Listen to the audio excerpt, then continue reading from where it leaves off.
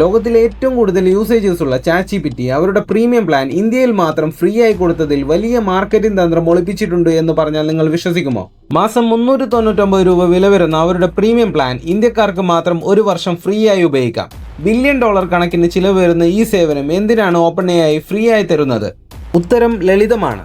നമ്മൾ ഇന്ത്യക്കാർ എന്ത് ഫ്രീ ആയി കിട്ടിയാലും വാങ്ങുമെന്നും അതിനെ അടിമകളാകുമെന്നും അവർക്കറിയാം. ഈ ഹാബിറ്റിനെ വളർത്താനുള്ള ഏറ്റവും വലിയ തന്ത്രവും കൂടിയാണിത്. 140 കോടി ജനങ്ങൾ ChatGPT ഉപയോഗിക്കുകയാണെങ്കിൽ അത് ലോകത്തിലെ 30 മുതൽ 40 രാജ്യങ്ങളിൽ വരെ വിൽക്കുന്നതിന് തുല്യമാണ്.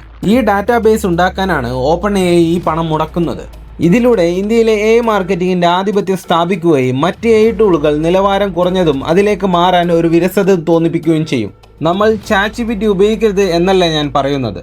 ഒരു വിദേശ കമ്പനിക്ക് 140 കോടി ജനങ്ങളുടെ ഉത്തരങ്ങൾക്ക് നിയന്ത്രണം ഏൽപ്പിക്കുമ്പോൾ അവർ പറയുന്നത് മാത്രം സത്യമാണെന്ന് വിശ്വസിച്ചു പോകരുത്. രാഷ്ട്രീയക്കാർക്കും കുത്തര മുതലാളിമാർക്കും നിങ്ങൾ എന്ത് തിരഞ്ഞെടുക്കണമെന്ന് അവർക്ക് ഇതിലൂടെ നിയന്ത്രിക്കാനുള്ള അവസരം ഉണ്ടാക്കി കൊടുക്കരുത്.